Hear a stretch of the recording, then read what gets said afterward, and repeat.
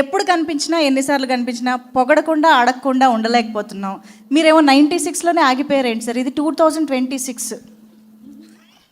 సరే పోవడద్దు, పోడితే తట్టుకో. Yes please. అందరికీ నమస్కారం. First of all Padmashri doctor Natakireeti Rajendra Prasad గారికి కంగ్రాచులేషన్స్. ఎందుకంటే ఒక గర్వకారణం ఆయన ఆ ఇండస్ట్రీ. ఈరోజు ఈ సినిమా ఆయన సినిమానే, ఇది వెంకటేశ్వర స్వామి సినిమా. వెంకటేశ్వర స్వామి లేకపోతే ఈ సినిమా ఉండేది కాదు. ఎందుకంటే ఆయన సినిమానే, ఆయనకి ఆ క్యారెక్టర్ రావడం అనేది నిజంగా అదృష్టం. అది ఆయన ఇచ్చిన బ్లెస్సింగ్స్, వెంకటేశ్వర స్వామి ఇచ్చిన బ్లెస్సింగ్సే ఈరోజు రాజేంద్ర ప్రసాద్ గారు ఈ సినిమాలో చేయడం. ఈ సినిమాకి ఎంతో వెయిట్ వచ్చింది ఈ సినిమాకి ఆయన చేయడం అనేది. ఇక మిగతాది ఓకే, నేను లయ అందరూ padding that is okay, no problem. But ఆయన చేయడం అనేది, ఆయన డెడికేటెడ్గా చేయడం అనేది ఈ సినిమాకు ఒక హైలైట్. అది డెఫినెట్గా మీరు థియేటర్లో చూస్తారు. ఇది ఏంటంటే పక్క మిడిల్ క్లాస్ ఫిలిం. ఆ మిడిల్ క్లాస్లో మన అందరూ తెలుసు, అందరూ మిడిల్ క్లాస్ నుంచి వచ్చిన వాళ్ళు. ఇందాక ఆలి అన్నట్టుగా అందరూ మిడిల్ క్లాస్ నుంచి వచ్చిన వాళ్ళు. ఇప్పుడు ఈరోజు ఉన్న ప్రతి ధనవంతుడు కూడా అంతకుముందు వాళ్ళ నాన్న కానీ వాళ్ళ తాతలు కానీ వాళ్ళందరూ మిడిల్ క్లాస్ నుంచి వచ్చిన వాళ్ళు అయి ఉంటారు నాకు తెలిసి. సో ఒక మిడిల్ క్లాస్లో కష్టాలు ఎలా ఉంటాయి, పడే బాధలేంటి, అవన్నీ ఒక ఎంటర్టైన్మెంట్ వేలో చెప్పడం అనేది ఒక గొప్ప కళ. అది నాగేశ్వర రెడ్డి గొప్పతనం. ఎందుకంటే ఇది సీరియస్గా చెప్తే కనుక దాన్ని ఇక్కడ కూడా కష్టాలు ఏంటారా బాబు అనే పద్ధతిలోకి వెళ్ళిపోతాం. బట్ ఇదేంటంటే ఒక ఎంటర్టైన్మెంట్ వేలో ఒక వెంకటేశ్వర స్వామిని అంటే మనం ప్రతి ఒక్కళ్ళు లైఫ్లో కోరుకుంటాం. మన బాధలు వచ్చినప్పుడు ఎవరికి చెప్పుకుంటాం? గుడికి వెళ్తాం, నా బాధలు తీర్చమంటాం, ఏదో ఒక కోరుకుంటాం. అది జరిగితే నీకు ఇది ఇచ్చాను, ఏదో ఒక లంచం వేసేలాగా మనం ఇచ్చేస్తూ ఉంటాం. సో ఆ భగవంతుడు మా కోరికలు కూడా ఉలిక్కిపడి లెగిసిపోయే కోరికలు కూడా ఉంటాయి దీంట్లో. అటువంటి ఎంటర్టైన్మెంట్ వేలో వెళ్ళే సబ్జెక్టు నిజంగా నాకు రావడం ఈ టైంలో థ్యాంక్స్ టు నాగేశ్వర రెడ్డి. ఎందుకంటే ఆ కథ రాగానే నేను గుర్తుకు రావడం, జీకే గారు అండ్ చందు గారు ప్రొడ్యూసర్స్ శ్రీకాంత్తోనే చేద్దామంటాం. నిజంగా ఈ సబ్జెక్ట్ రావడం కూడా నాకు చాలా లక్ ఈ టైంలో. ఎందుకంటే నేను ఈ టైప్ ఆఫ్ సినిమా చేస్తానో లేదని నాకు తెలియదు. అంటే అంతకుముందు చేసాను, చాలా సినిమాలు చేశాను కానీ, బట్ ఇప్పుడున్న టైంలో ఇటువంటి ఫిలిం నాకు చాలా కొత్తగా అనిపించింది. ఫస్ట్ ఒక 2 రోజులు, ఎన్ని రోజులు అయింది ఈ టైప్ ఆఫ్ సినిమా చేసి, ఈ డైలాగులు చెప్పి ఒక బాడీ లాంగ్వేజ్ కానీ ఇది కానీ అనేది చాలా ఎంజాయ్ చేశాను. ఈ సినిమా చేసినంతసేపు చాలా ఎంజాయ్ చేశాం. అది కాకుండా ఈ సినిమాలో ఉన్న ఆర్టిస్టులు ఎంతమంది, ఒకళ్ళు కాదు ఇది కాదు, ప్రతి ఒక్కళ్ళతో ఇదివరకు నేను స్క్రీన్ షేర్ చేసుకున్న సందర్భాలు ఉన్నాయి. బట్ అందరితో కలిపి మళ్ళీ ఈ సినిమాలో స్క్రీన్ షేర్ చేసుకోవడం, మళ్ళీ పాత రోజులు గుర్తు తెచ్చుకుంటూ, ఇక ఆలీ నేను ఎన్ని సినిమాలు ఎన్ని సంవత్సరాల అనుబంధం మా అందరికీ. అలాగే పృథ్వీ కానీ, రఘుబాబు, సునీల్, వీళ్ళందరూ కూడా, వెన్నెల కిషోర్, ఇటువంటి అంత ప్యాడింగ్ అనేది ఈ సినిమాకి చాలా చాలా చాలా హెల్ప్. ఈ సినిమా ప్రతి క్యారెక్టర్ కూడా. అలాగే నాగేశ్వర రెడ్డి దాంట్లో ఒక గొప్పతనం ఏంటంటే ప్రతి క్యారెక్టర్ను కూడా ఎలివేట్ అవుతుంది. బయటకు వచ్చిన తర్వాత ఆ సినిమాలో ఆ క్యారెక్టర్ హైలైట్ అవుతుంది.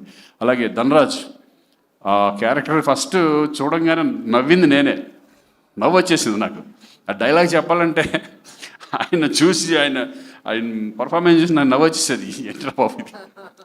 ఎందుకంటే మనం రామారావు గారిని, కైకల్ సత్యనారాయణ గారిని, మోహన్ బాబు గారిని చూసిన తర్వాత నాకు తెలుసు, క్యారెక్టర్ తెలుసు, బట్ చూడగానే నవ్వు వచ్చేసేది నాకు. ఆ డైలాగ్లో కూడా చూడు 2 సార్లు వేసాం దెబ్బ నవ్వి. అంటే ఆ డైలాగులు కూడా అలాగ ఉన్నాయి. షుగర్ వచ్చిన ఎముడని, అది కాకుండా పక్కన దున్నపోతే అలా ఉంది అంటే దానికి కూడా షుగర్ వచ్చింది కాదన్నా, మజిల్ లాస్ అయింది. మీరు ఏడుకొండలు తిరిగి కిందకు వచ్చి పైకి వెళ్ళినప్పుడు మజిల్ లాస్ అయింది. మీరు ఏడుకొండల వాడిని ఇక్కడ ఎవరో ఎముడని తిరుగుతున్నాడు అని చెప్తే మనకి బక్కేముడు బలిసినేముడు అని ఉండరు, ఒకడే ఎముడు.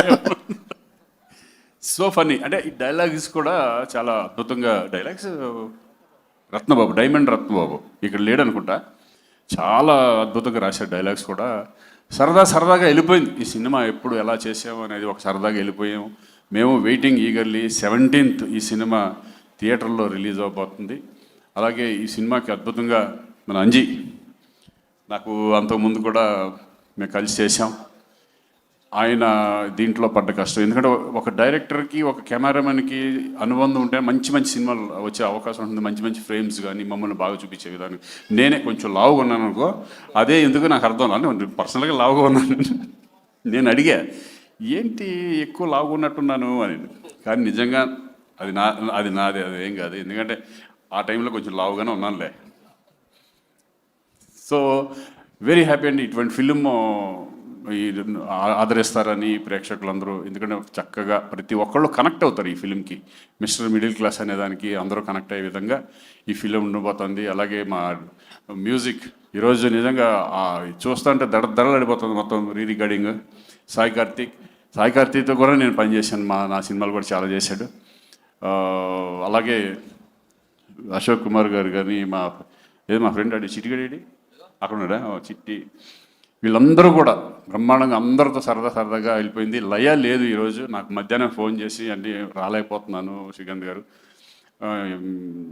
నా తరపున కూడా మీరు చెప్పండి ఇట్లా ప్లీజ్ అని చెప్పేస్తే ఆవిడ కూడా ఈ సినిమాకి చాలా హెల్ప్. అంటే మీ ఇద్దరం చాలా స్వరాభిషేకం తర్వాత, అది నేషనల్ అవార్డ్ ఫిల్మ్, స్వరాభిషేకం తర్వాత మళ్ళీ కాంబినేషన్తో చేయడం లయ ఆఫ్టర్ కమ్ బ్యాక్ పర్ఫెక్ట్గా సూట్ అయింది.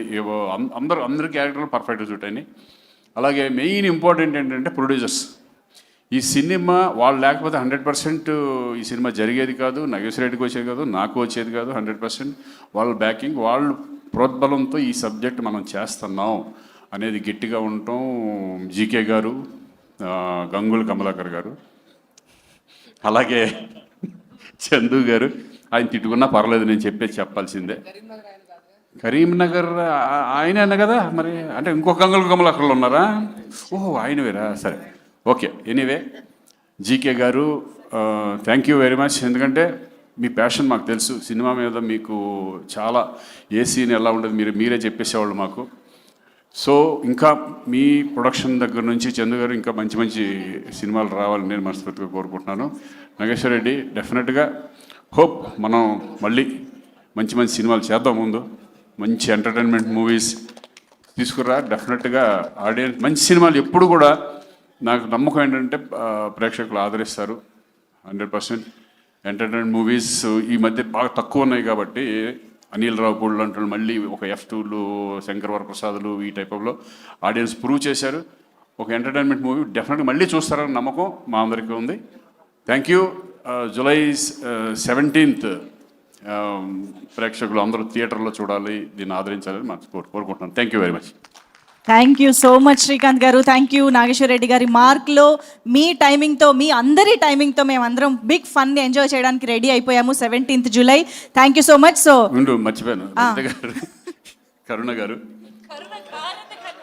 అదే ఒక చెల్లెలుగా నాకు, అంటే తను ఎప్పటి నుంచో ఒక చెల్లెలుగా నన్ను అన్న ఎప్పటి నుంచో అంటుంది. తను కూడా వండర్ఫుల్ ఆర్టిస్ట్. తను ఈ సినిమాలో ఒక చెల్లెలుగా చేయడం. అలాగే భూపాల్ ఒక బావ, ఏ బావో తెలియట్లేదు అది. ఆ బావ క్యారెక్టరేషన్ మా మిత్రుడు తమ్ముళ్ళు అంటాడు భూపాలు. వీళ్ళందరికీ కూడా థ్యాంక్ యూ వెరీ మచ్. అంతే కదరా, నిన్ను మర్చిపోలేదు కదరా. థ్యాంక్ యూ రా. 500 రూపాయలు ఇచ్చావు, చూద్దాం ఈ సినిమా ఏమవుద్దు అనేది. హిట్ కొట్టాలని మనస్ఫూర్తిగా కోరుకుందాం. ఆ వెంకటేశ్వరస్వామికి కుబేరుడు అప్పిచ్చినట్టు నీకు నేను ఇచ్చా. ఒరే ఇంకా జీవితాంతం నీకు అప్పులు నేను అప్పు తీస్తాను. ఒక పని చేస్తాను రోయ్, నువ్వు ఇచ్చింది నా దగ్గర పెట్టుకుంటా, ఇంకోటి తీసి నీకు ఇచ్చేస్తా చెల్లు. Thank you.